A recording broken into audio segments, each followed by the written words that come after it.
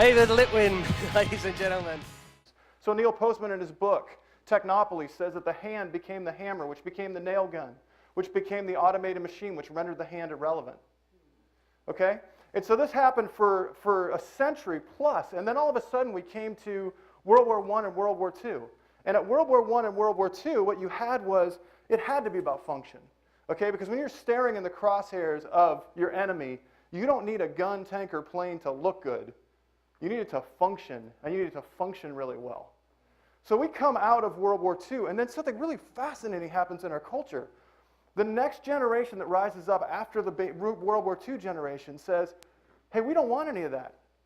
We want meaning and purpose and individuality. And they begin to rebel kind of against that sort of left brain aspect of things. But what's fascinating about how they rebelled was they rebelled using right brain mediums. Art, photography, poetry, lyric, film. So you have this right brain move using right brain mediums. Then around, let's see if I can tell you exactly, 1984, the Apple Macintosh came out. And the Apple Macintosh essentially was this nondescript camel-colored box, but inside that machine was a right brain utopia.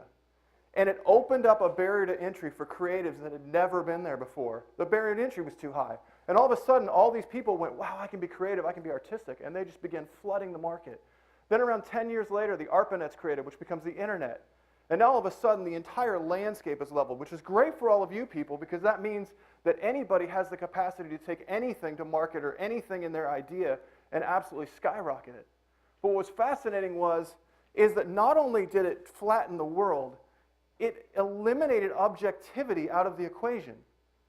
So success became a subjective metric, right? It didn't matter if you were the corporate mogul with 4 PhDs that went to Harvard.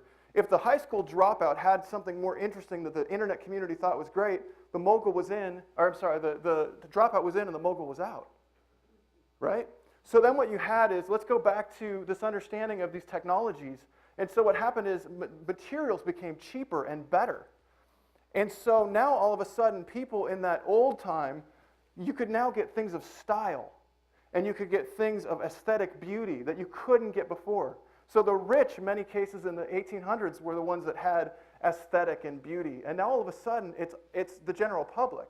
Okay, so what has happened in our society is form has surpassed function. I was at Best Buy a couple days ago and I was looking at speakers. And there are 20 different speaker designs at Best Buy for the same function, and yet they're all different forms. And so you got a company out there like Bose, which is now losing market share to a company like Beats Audio. It doesn't have anything. Bose is probably a higher quality product from a functioning standpoint. Okay? So what you've also had happen in this period of time is the power of story. Now if you think about it from the standpoint of the 1960s or in the 1950s, there was only a limited amount of stories in our society. Okay? Books had rigorous standards as far as getting publishing. You had television was a new medium. Movies were kind of a novelty sometimes to be able to go to. And so story wasn't out there as much. Now story is everywhere. Okay? We can't get away from story. And the reality is, the more you experience story, the more you crave story. Okay? It goes by a term neurologically called neuroplasticity. The more you engage in something, the more likely you are to do it again. Okay, so basically we have all of this happening. So you've got this right brain influx, you've got these right brain mediums, you've got this right brain story, and you come and you say, but wait a minute, I've got good products and services. You know, we come out of a recession, I'm doing okay, my products and services are doing all right. The problem is, because of all of this, your customers don't just go with your products and services anymore. They want an experience with your company. Okay? And if you can't produce an experience out of your company, it's all about price. And if it comes down to price, you are in a bad situation because you risk this. Automation or commoditization. I don't even know if commoditization is a word, I just put it in there. So what happens is in times of prosperity, people a lot smarter than us invent new ways of doing what we do, usually using technology, and render us irrelevant. Think about what TurboTax has done to H&R Block franchises. Okay?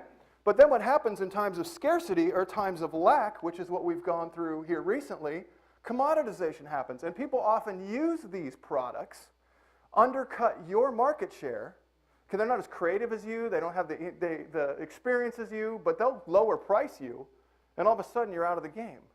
Okay? So if we're moving to the right, if we've got all this right brain stuff going on, then you need to start thinking like an artist, like a scriptwriter, like those in the right, like a designer, like a poet, like a songwriter. Okay? Now you're going to look at me and you're going to say, wait, hold on a second. Artists, scriptwriters, poets, designers, they're not always the wealthiest people in your society, but they change how you view the world. They're world creators, perception skewers. I was listening to NPR last night, and a person came on, and they were talking. He basically came on the air and said, my entire identity changed when I first heard the song from a Canadian rock band called Rush. Entire identity changed. How many people in this room want to change the world? Look at that. That's amazing. You know what? If I went to an insurance sales seminar, I don't think I'd get the same results. Okay? But that's unbelievable. And so what we want to do is we want to look at, so we're going to talk about how you think like a designer. That's what we're going to go with today, is thinking like a designer, okay? So whether you hire an agency or you think like a designer, that's where we're going to go today. Because the first experience with and story of your company starts with your branding. Okay? Branding is visual and visceral storytelling. Now, you may say to me, and you go, I mean, it needs to branding resonates in your soul. Branding hits your emotions. You remember great branding for decades. Okay? But you may say to me for a second, and you go, well, wait a minute. I don't necessarily see that. I mean, yeah, art is great, and that's fantastic, but I don't know if it really resonates in my soul. And what happened is there's a reason for that in many cases. Because in the when the Macintosh came out, a lot of people thought they were designers. It opened up creativity, but it also opened up mediocrity. Okay, so a lot of people thought they had the capacity to design, so they opened up desktop publishing companies. They opened up software. You know, they did all of these things, and basically they produced product that delineated itself from other product, and that was about it. Great branding resonates in your soul. I'm going to give you an example. Here's a commercial, all right? Who are you talking to at 3 o'clock in the morning? Who is this? It's Jake from... You remember the name, right? I can go through a whole bunch of other commercials, and you will not remember the name, but you remember it's Jake from State Farm. How many in this room have ever put an Apple logo sticker on their car? There you go. It's great branding. Okay, because branding is far more than just your logo. Branding reflects every aspect of your organization. It's the look, feel, and get this, information on your website. Okay? It is the message of your advertising. How many of you remember GoDaddy? When GoDaddy first came out, they had over-sexualized advertising. Okay? And a bunch of people didn't use a great product at a low price because they were essentially saying, I reject that branding. I don't want to be part of that branding. And GoDaddy switched and did some other things. It's professionalism of your product packaging. It's a condition of your offices. If you have an office and you have a disheveled office, that is part of your branding. It is the personality of your workforce, and it's the way your receptionist answers the phone. Now, why is branding that important, okay? Because branding postulates a past experience in the mind of the viewer. When somebody looks at your brand, they look at your messaging, they look at your product packaging, they're not just evaluating if they want to use you in the present, they're making snap judgments on who you looked like in the past. And depending on how good that image is, determines whether you've had, to them, a defective past and they want to work with you now in the future. I say it this way. Perception equals reputation. Okay? But for now, we talked about logos, so we'll just talk about logos. Because logos are the central visual thematic or story of a company's brand. Going back to story. Great branding is visual storytelling. There are 4 main story components that need to be addressed in a successful logo design. First one, vision. Where is the story going? Okay? When you create, have you looked at where you're trying to get? You know, one of our questionnaire responses is, where do you want to be in 10 years? What do you want to look like when you grow up to be exactly who you are? And we design these companies to look precisely like what they're going to look like in 10 years so that they walk into it that much faster. Okay, second thing you want to do, this is key, and you're going to see this when you go out, if you look at our booth out there, culture. What are my story characters like? This is where a majority of agencies get it wrong. They miss culture, okay? But the reality is you just don't have a company, you don't have a corporation, you don't have a business, you have a culture, Okay, there is a way of thinking that you have inside your operation, and we can capture that as great designers. Give you an example, IBM. IBM is very left brain. It is static. It is boring. And I'm sorry, if that's not the market they're going after, then they've missed their market for decades. Okay? Next one, customers. Who's the most interested in my story? Okay? You have the capacity with the customer. You can create and know exactly who you're trying to reach, because here's the reality. I'm going to jump ahead just a little bit. If you produce something and you don't understand your customer, every single time you get on a phone conversation and you miss the mark with that customer, it takes 15 minutes of productivity away from you. That's 15 minutes you lose every time you haven't pre-evaluated who your customer is. Okay, now Brian talks about this, and I believe this from the standpoint of if you've got, like the Apple product, the Apple logo, if you've got a great brand, you can transcend your customer base. You can turn it into a fashion or a cultural icon. Okay, it's possible to do, and that's what we do, is we try to create things that transcend just your customer base. And finally, the most obvious, capabilities. What is accomplished through my story? This is obvious, and this is just the most basic, but you really have to think about it from the standpoint of a story. What is my story, and how do my products and services fit into that story? Here's what happens. This is what happened with and I'll tell you what, to be honest with you, you guys can go to Fiverr.com right now and get a logo for $5. I often lose out market share to people going, well, why should I pay for your services when I have a cousin who can do it for like $50?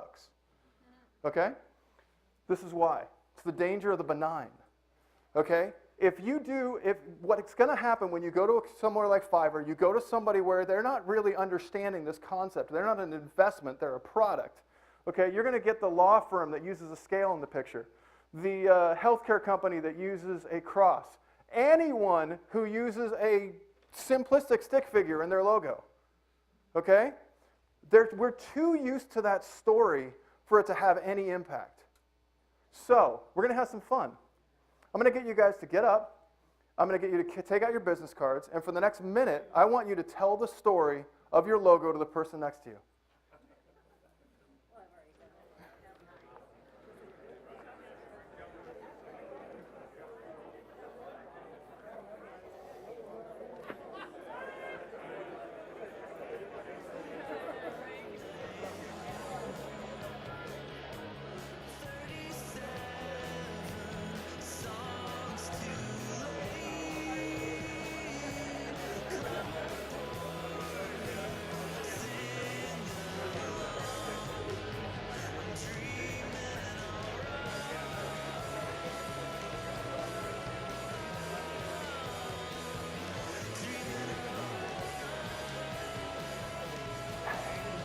Thank you.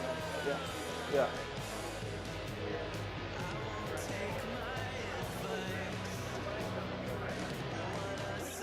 Okay, I hope that was enough time. I think that was about a minute. All right, everybody. I hope you got to know your neighbor for one. How many of you was that an easy process? Okay, 3? How many of you was that a hard process? Be honest, how many of you that was a hard process of really describe? Okay, fantastic, all right. So let me tell you, don't feel so bad, because here's some companies that have spent hundreds of thousands of dollars, if not maybe, $1 million or $2 on their logo. This is a company called Best Western. We all know it. It's a low-end hotel chain, okay? That was their original logo. These are all logo brands that were done in the last 2 years, 2014, 2015. That was their logo. They came out after that with that, okay, the BW. They did that because they wanted to attract millennials. What does that logo say? Okay, you know what millennials say it says? It says 1985 called and it wants its Macintosh gel button back. I'm not kidding. That is literally what somebody said online, okay? Now, I lied to you. I'm sorry I lied to you. I said that cost hundreds of thousands of dollars. That was $400 million. I'm not kidding. Look it up. $400 million on that rebrand. This one rips my heart out. Okay, TBS, right? They are on Turner Broadcast Network, you basically have TNT and TBS, okay? TBS is essentially the comedy network, Turner's the drama network, TNT's the drama network. They had a smile in the logo, but somehow they said, well, we need to change. So what they did is they decided to do something different. They look exactly like Spike with the new brand, which is great, and they look exactly like MTV, which is what everybody pans them for. But what does it mean?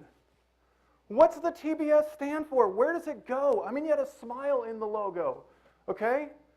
Let's go. We'll skip that one. But sometimes it costs more than the agency's bill. This is a company called Nextlink, okay? Nextlink was around in the early 2000s. It was designed by one of the best agencies in the world, Hornell Anderson Design Works, okay? Loved this logo. We were actually part of the process of working with Nextlink. Well, Nextlink can purchase another company, and it was called Concentric, and they decided they were going to create a new brand for XO Communications. X from Nextlink, O from Concentric. This is what they showed us. And we said, no, no, no, no, no, no, no. There's someone here who knows exactly what I'm saying. She's smiling right now. I won't point her out. But we said, don't do this. We called corporate. We had a multi-million-dollar contract with them. And we said, don't do this. This will damage your name. It will damage your brand. Nextlink closed, $72 a share when it closed on the stock market. It opened at $43 a share 8 months later. Within 1 year, it was at 42 cents a share. Great branding matters. Okay, so now I'm talking about how hard this is. We're going to brag. I'm going to brag a little bit about my company, but I'm going to use you guys to do it. Okay, so I need a volunteer real quick. Okay, fantastic. What's your name? Donnie. Okay, Donnie, I don't know if they have a mic for you, but you can just kind of stand right there. I'm going to show you a logo. This is Alpha Limousine, okay? Right up there on screen as well. I'm going to ask you a question. Do you think that this company has old-timey cars in their arsenal, or do you think they kind of have the sleekest, modern, newest cars? Maybe old? I don't know. Modern. Modern. Okay, modern. All right. That's exactly right. They have AMG Mercedes. Okay, we're going to that one next. They have AMG Mercedes. They have Hummers. They have all the latest and greatest, 300 Chryslers, okay? Let me ask you another question. Do you think they're going after the business market or the prom market? Business. Yeah, okay, business market, okay? Exactly. So that's what we're trying to go for here. We wanted to create something that said, these are people who've got the sleekest, modernist, and they're going after business. It's classy, right? Okay, let's look at this one. You might probably want to look at it up there because it'll really help. Do you think that was, and anybody else can shout it out too, do you think that was done, the ethnicity of the person was, let's say, Eastern European or Asian? He's Japanese, okay? The guy who runs that company is Japanese. Let me ask you, do you think they play heavy metal music in their reception area? That's kind of zen-y. No, kind of zen-y, yeah, absolutely. And would you say they consider themselves clinicians when it comes to the human body or artists? Artists. We got the culture. Bamboo. We got the... Got bamboo in it? He's got the bamboo in it. Absolutely. We've got the culture. Thank you very much. I appreciate it. I'm going to do one more. And I'll let you guys, the rest of you answer this. This company right here, if you're looking for 17th century knockoff French teak architecture, or a credenza or something like that, is that the company you're going to hit?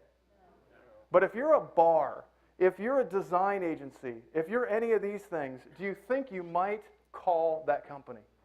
Remember how I said that 15 minutes of? See, I skipped over it. It's right there. Power of pre-qualification, okay? But let's talk about it this way. A great brand design, thank you very much. I really appreciate it. Give him a hand. A great brand design means nothing if your story experience fails your customer. We're going to do a little more audience participation right here. Now, looking at these two logos, the logos, the advertising, etc., this is probably going to be basically between these two companies just on their logo and on their advertising. Who do you think has a better brand by way of applause? McDonald's? Okay, few people, be honest. Okay, or Chick-fil-A. Awesome. Now, by way of brand experience, okay, by the experience you've had with that brand, who has a better brand? McDonald's? This is so set up, it's ridiculous. Or Chick-fil-A. Okay? McDonald's spent billions of dollars on brand strengthening and brand awareness and brand development, right? It mattered nothing. Here's another one. Here we go. You want to talk about a setup? By way of applause, who has had a better experience in a Walmart? Oh, come on, somebody. No, I'm kidding. I know you guys are kidding. Trust me. Or a Nordstrom. You know how much Walmart spent in 2014 on brand strengthening? $1.8 billion. How much Walmart? You know, it's what Nordstrom spent? $30 million. Okay. I got a little bit of time, so I'll tell the brand story of Nordstrom. I was originally going to be a fashion buyer, and in one of my classes they talked about Nordstrom and the story of Nordstrom. And essentially, somebody walked into Nordstrom carrying a set of tires. Okay. Now here's the hook. Nordstrom doesn't sell tires, but Nordstrom will take back anything. That's their part of their brand story, okay? So they gave him, they talked to the manager, and the manager said, store manager said, we're going to give him a price. We're going to give him tires. Or we're going to give him money for tires. And so he walked out of there with money for tires that he never purchased at Nordstrom, okay? That is a powerful story. You look up Nordstrom tire story online, they've made millions upon millions of dollars from people being affected by that story, right? It had nothing to do with imagery. So here's the deal. Story experience is not income or demographic specific. It is a deliberate state of mind and an intentional set of actions. You have the capacity through companies like ours to produce great branding. But if your story experience fails, it just doesn't matter.